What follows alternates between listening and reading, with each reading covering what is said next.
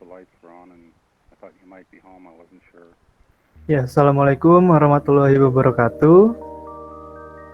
Kami di sini akan mempresentasikan hasil pembahasan dari kelompok kami, yaitu yang kita ambil adalah chapter 2 mengenai data and sampling distribution, dan chapter 3 tentang statistical experiment and significance testing. Sebelum kita masuk ke penjelasannya, kami akan memperkenalkan diri terlebih dahulu. Nama saya Sean Hafiz Adefrid Peters, NPM 055. Nama saya Dio Farel Putra Rahmawan, NPM 144. Nama saya Akbar Umar Al-Farouk, NPM 043. Ya, baik. Kita langsung masuk ke pembahasan yang pertama. Di sini adalah tentang chapter 2, yaitu Data and Sampling Distribution. Di sini kita menggunakan data dengan kata kunci pencurian yang diambil mulai dari tahun 2007 hingga saat ini.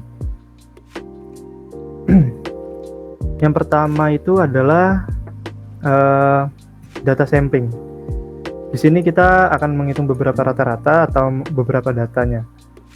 Yang pertama ini kita mengambil 350 sampel data, dan selanjutnya kita juga mengambil sampel rata-rata dari 20 data yang ada di dalam 350 data tadi, dan kemudian 50 data, dan juga yang terakhir adalah 100 data. Di sini ini adalah blok yang saya ini adalah untuk menampilkan grafik dari data sampel yang sudah diambil tadi. Ini yang saya blok ini adalah grafik yang ini, seluruh sampel data. Di sini untuk sumbu Y-nya sendiri itu adalah value dari tiap datanya, dan untuk sumbu X-nya ini adalah kurun waktu dalam satuan minggu. Dan kemudian ini adalah distribusi dari 350 sampel data, dan ini adalah grafiknya.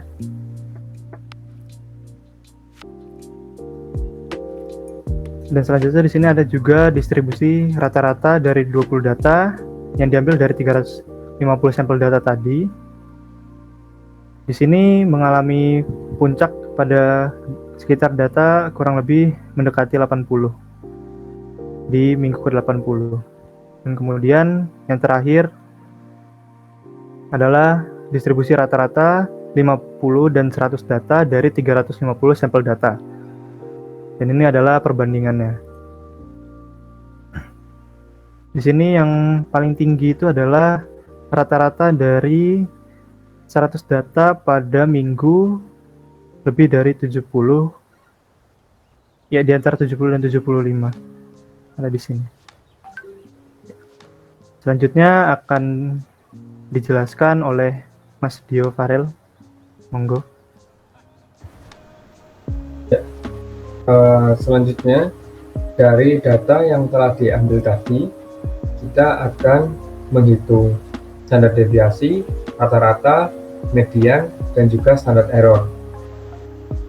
Dalam penghitungan rata-rata, itu nanti rumusnya total dari keseluruhan data itu dibagi dengan banyaknya data.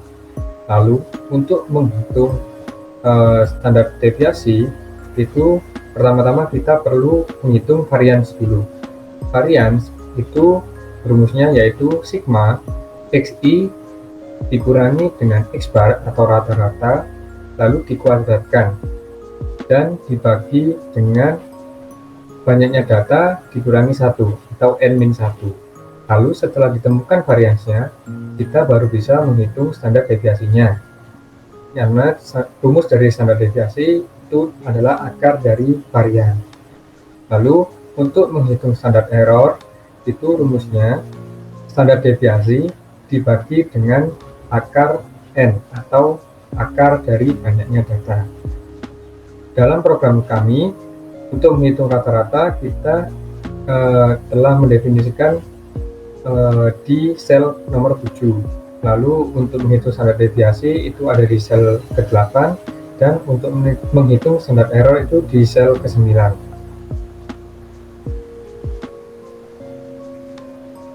Oke, next.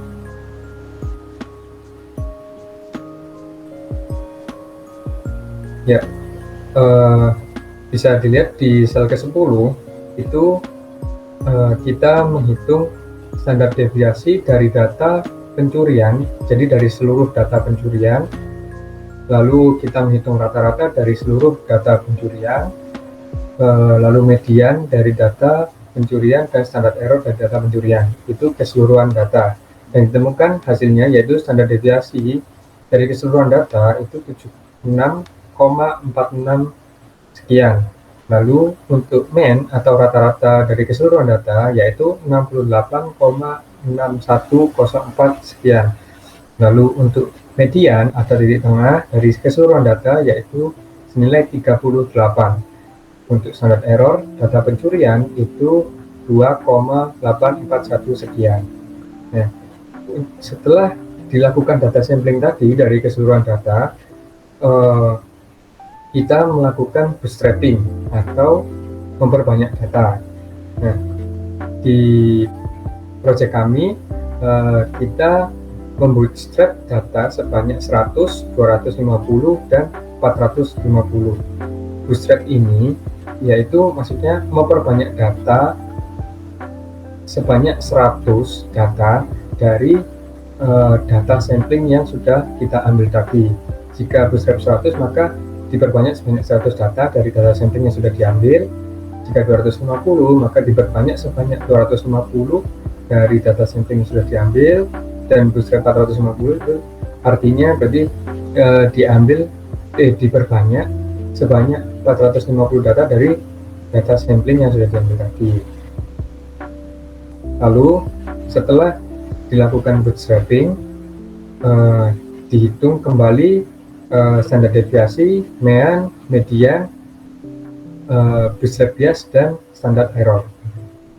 Dari hasil analisis proyek kami, dari data yang telah di bootstrap sebanyak 100 data itu menghasilkan bootstrap standar deviasinya itu 68,649 sekian. Lalu untuk mean-nya dari data yang telah di bootstrap sebanyak 100 data itu hasilnya 56,04. Sedangkan median dari bootstrap 100 data itu 31. Bootstrap bias itu rumusnya yaitu rata-rata dari keseluruhan data dikurangi dengan rata-rata data yang telah di bootstrap. Jika bootstrapnya 100 data maka rata-rata total keseluruhan data dikurangi dengan rata-rata dari data yang telah di bootstrap sebanyak 100 data, dan itu hasilnya 12,57 sekian. Untuk standar error itu hasilnya 6,864 sekian. Lalu setelah di bootstrap sebanyak 250 dan 450, ternyata dari bootstrap sebanyak 450 itu data itu tadi itu yang paling mendekati dari data aslinya, karena dari standar deviasinya itu menghasilkan 76,71 sekian. Lalu untuk rata-ratanya 70,29555 sekian, dan bootstrap mediannya itu sama, yaitu 38,0.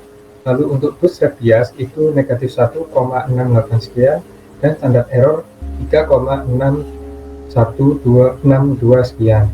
Nah, standar error itu adalah kesalahan baku, di mana semakin banyaknya data sebenarnya itu akan menghasilkan standar error yang semakin kecil, di mana jika standar errornya semakin kecil maka ketepatan rata-rata dari data yang telah di bootstrap tadi dengan data aslinya, data rata-rata aslinya itu maka semakin dekat, semakin sama, seperti itu. Ya, mungkin seperti itu penjelasan dari kami tentang chapter 2 tentang data sampling dan bootstrapping. Selanjutnya akan dijelaskan tentang chapter 3 oleh teman kami yaitu Akbar.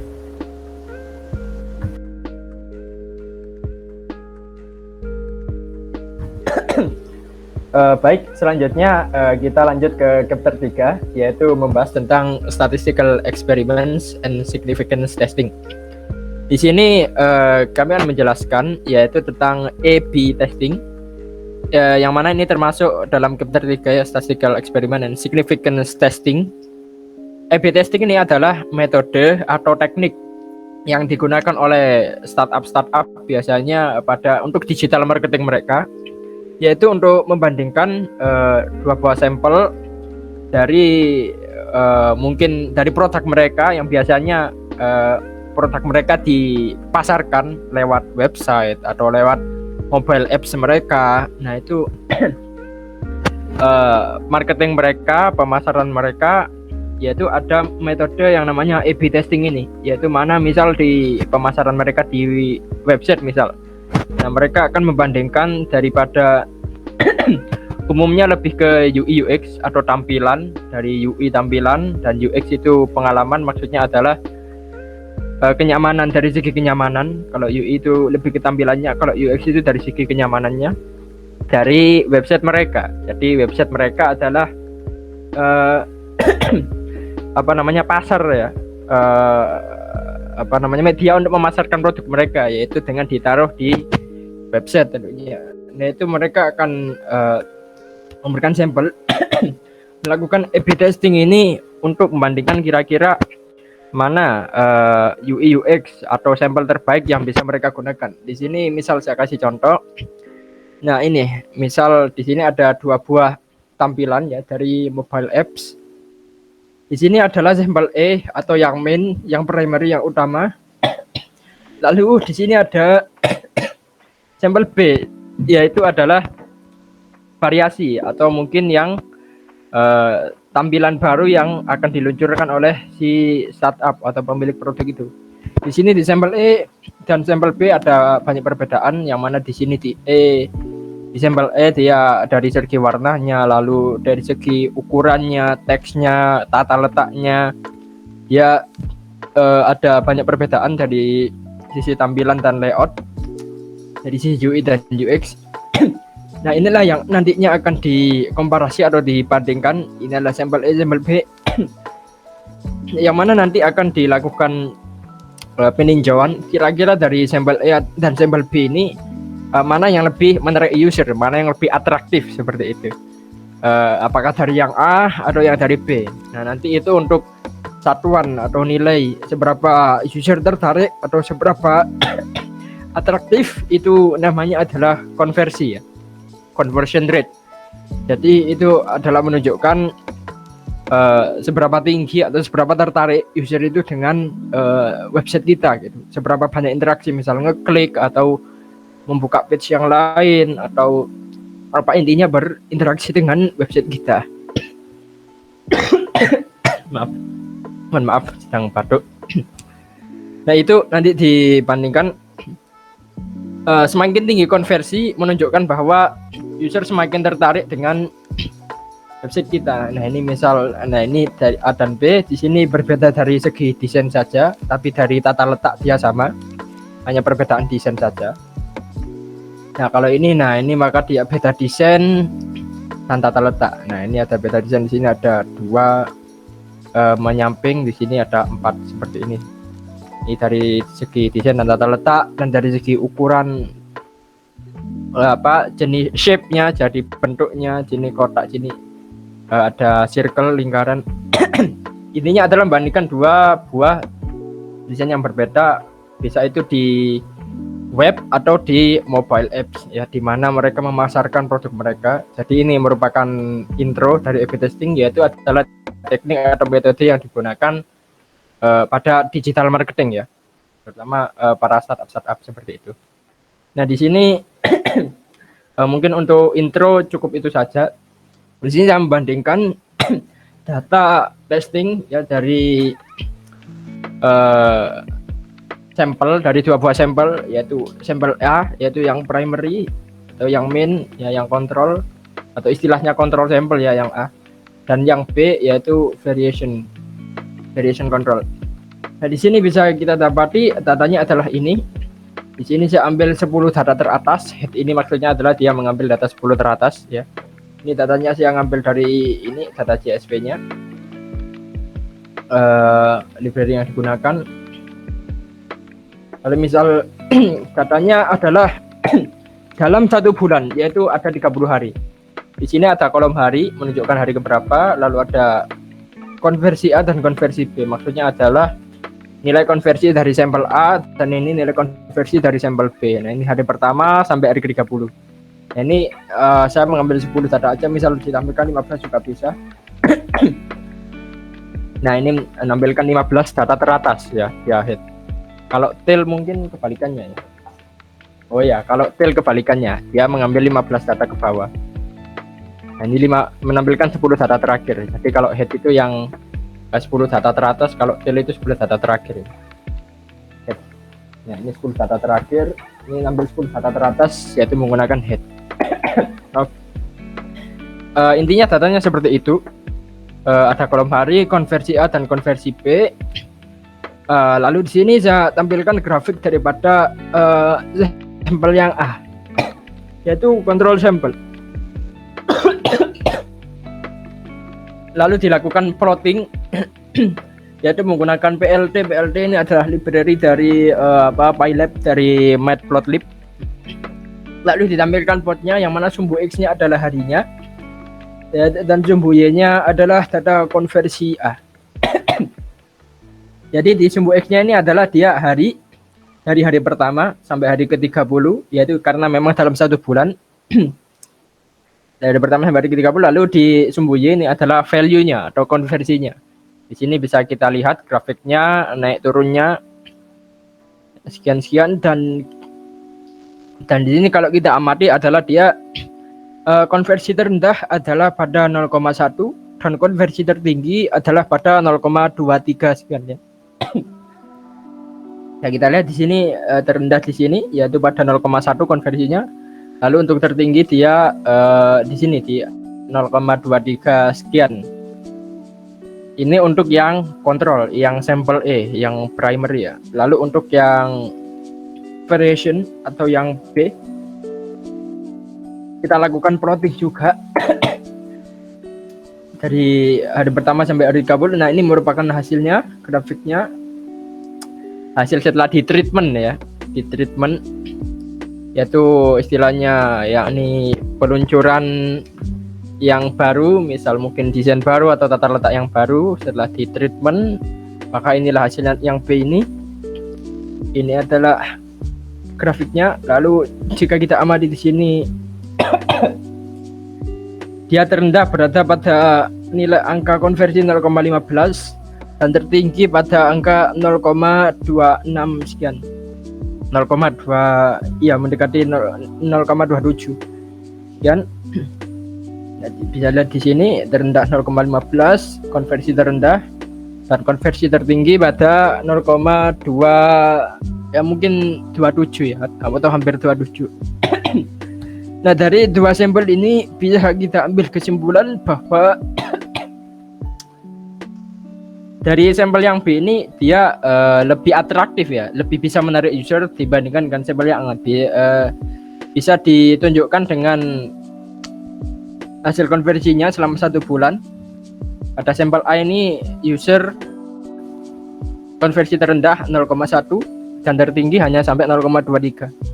Sedangkan untuk yang B dia terendah pada konversi 0,15 ya. Jadi yang terendah saja sudah lebih tinggi dari yang A. Lalu tertinggi 0,27 di 0,27. Jadi yang mana menunjukkan bahwa secara garis besar sampel yang B ini dia lebih menarik user atau lebih atraktif ya dibandingkan dengan sampel yang A ini tadi. Ya, maka dengan hasil 2 ini, dengan hasil testing ini selama 1 bulan ya, testing selama 1 bulan karena 30 hari A/B testing, adalah yang B ini lebih atraktif dan lebih menarik perhatian user untuk berinteraksi dengan website kita atau dengan mobile apps kita. Seperti itu. Mungkin untuk contoh real world atau di dunia nyata seperti Facebook sekarang. Facebook sekarang itu adalah tampilannya kan berbeda dengan Facebook yang dulu ya, dengan tampilan yang baru, tampilan dengan ikon yang besar-besar, dengan tombol yang besar-besar seperti di mobile. Nah, itu dia berbeda dengan yang dulu yang desain tombol kecil-kecil, yang tulisan kecil-kecil. Nah itu ketika first launch atau ketika awal meluncur desain yang baru, nah itu kan dia bisa di rollback ke desain yang lama gitu. Nah itu juga masuk ke A/B testing, itu mereka melakukan riset A/B testing, itu teknik metode A/B testing mereka. Jadi dengan desain yang baru ini seberapa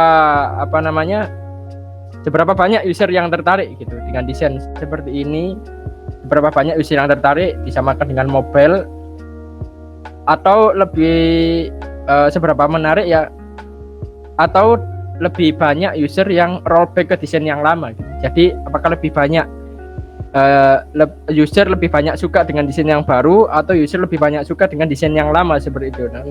Nanti mereka kan bisa membandingkan banyak yang rollback atau banyak yang suka, atau mereka kan nanti bisa memberi feedback, menyediakan kolom feedback agar user bisa memberikan feedback kepada Facebook, misal apa yang kurang, apa yang harus dibenahi untuk tampilan pada Facebook ini. Atau contoh lain juga pada YouTube, jika kita amati YouTube dulu tampilannya juga sebelum tampilannya sekarang ini, maka dulu tampilannya juga berbeda ya. Sebelum tampilan seperti ini, dulu tampilan yang klasik, untuk tampilan YouTube yang klasik. Nah itu maka berbeda, tidak seperti ini. Dan awal-awal launch ya, maka dia ada opsi untuk rollback ke desain yang lama sebelum permanen seperti ini. Nah itu juga termasuk metode A/B testing mereka ya, teknik mereka untuk melakukan A/B testing. Itu kira-kira user ini nyaman nggak dengan desain yang baru ini, nyaman atau tidak, atau user malah lebih suka desain yang lama atau banyak di rollback ya, karena dulu waktu first launch bisa di rollback atau dikembalikan ke desain yang lama, tapi kalau sekarang sudah nggak bisa, sudah permanen karena memang sudah ditetapkan dari Pak YouTube. Nah itu mereka melakukan A/B testing, kira-kira feedbacknya seperti apa dengan desain yang baru seperti ini. Nah maka nanti akan ditimbang-timbang dari desain yang baru, dari sampel yang baru atau dari sampel yang lama,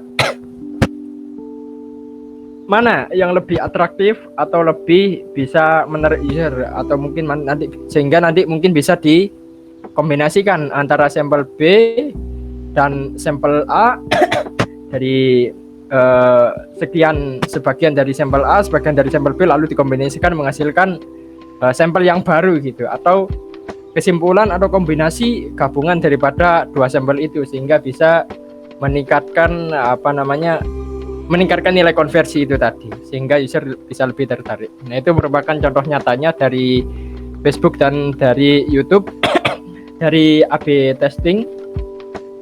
Seperti yang saya contohkan di sini adalah contoh dari A/B testing selama 30 hari dari sampel A dan sampel B. Nanti mungkin dia ambil kesimpulan bahwa B lebih atraktif, dan nanti mungkin jika dikombinasikan bisa dikombinasikan antara A dan B, misal dari sampel A diambil sebagian, misal mungkin dari desainnya atau dari fontnya, nanti dari B diambil sebagian besarnya, misal tata letaknya, lalu tombol-tombol dan sebagainya menggunakan dari sampel B.